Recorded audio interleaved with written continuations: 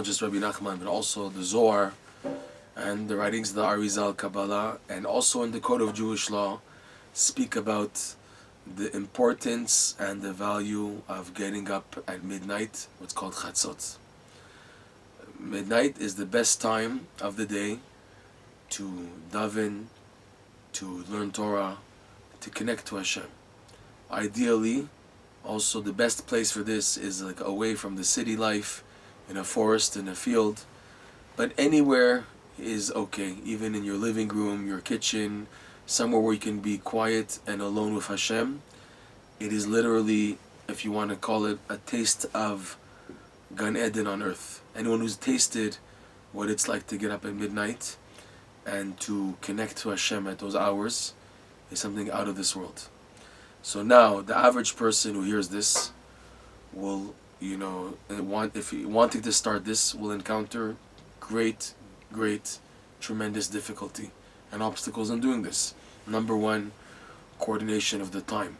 How in the world do I get to bed early enough to wake up for midnight? Midnight, by the way, it's called halachic midnight.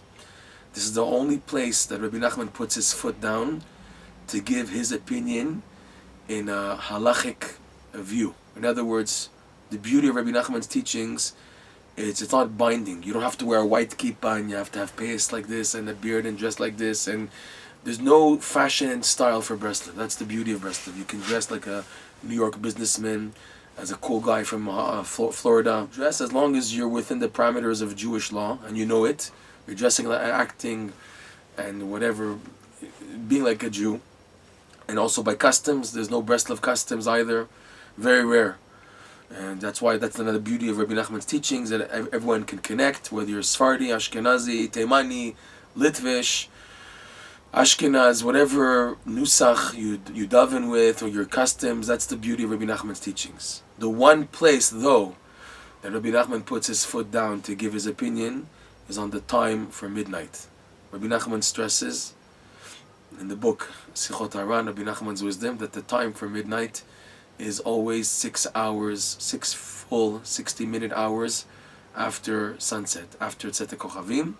So whatever Tzet Kochavim is in your vicinity, you count 6 hours from that point. Again, even in Tzet Kochavim, there's different opinions. You have some Hasidic people who hold by Rabbeinu Tam, it's called. It might change by different people. But go according to your vicinity, what's your custom, how you hold in Tzet Kochavim, whatever it is. Nightfall, you have calendars from all cities all over the world where you can find out what time is nightfall where I live, and you count 6 full hours from that point. That's midnight. So going back, it's hard to coordinate, to go to bed early, to wake up on time, and then even if you do get up and you have another obstacle, if I go back to bed, I risk getting up on time for the morning prayers, for davening. And if I decide to stay up all night from midnight onwards, because that whole time is precious. The key, the greatest point is at actual midnight. And Rabbi Nachman says, he brings down Chatzot lasts for 2 hours. So it starts at midnight and goes on for another 2 hours, because the night is divided into 3 watches, 3 sections. So midnight is the middle of the middle, the 1/3, the middle section. So it starts at the middle point of the middle of the 3 sections and goes on for 2 hours, 4 hours, 4 hours, and 4 hours. 4, 5, 6 hours is the first 4 hours of the first watch, and then after the first 2 hours of the middle watch, the 6th hour is the middle of midnight, whether it's winter or summer. 12 hours are given to the night, 12 hours are given to the day. And the starting point of the 12 hours begins from Tzet Kochavim, nightfall. That's when we count the beginning of the 12 hours.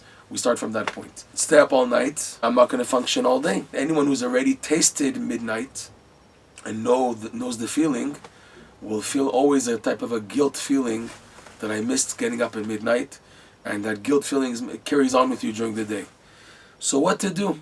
What to do that I can fit into my schedule to get up at midnight? It's something so special, something so precious. They say literally, in the Zohar it says that at the time of midnight, all the gates are opened. Your learning Torah at that time is very precious, so it's the best time to learn the type of Torah study that you like the most, to learn it at that time.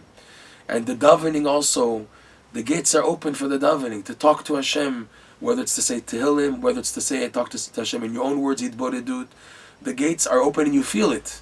It's in the air. Something so special. So once somebody's tasted it, and afterwards, obviously they had a crash the next day. They didn't get up on time for work. They almost lost their job. And davening, they just gulped down the words with the cup of coffee afterwards. So what to do? What to do? I should just live a second-class citizen Jewish life, knowing that I'm missing out, and live a fake life, knowing that I've tasted a higher experience of Judaism, and just justify it down the way by saying it's not for me. So what to do in the meantime? What can be done is to daven about it. Ask Hashem every day if it really bothers you and it's something which is on your mind. I know what it is to get up at midnight. I've tasted it. I've tasted the experience of being one of Hashem. And now it's overwhelming. All the difficulties. How am I going to fit into my schedule? I'm so tired during the day.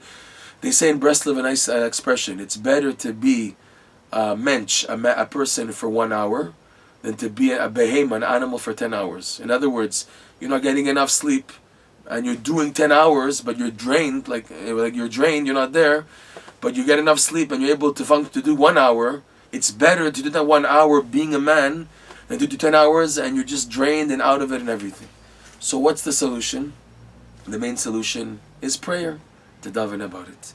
As an assistance to that, Rav Nosson wrote a beautiful prayer to help a person get up at midnight. You can find it in the 50th gate. I think it's volume 4, the orange volume of the English translation, the 50th gate, Rav Nosson's prayers. Prayer Pach Peichet 88. As a beginning start to say that prayer. If it's something so dear to you and it bothers you, say it every day.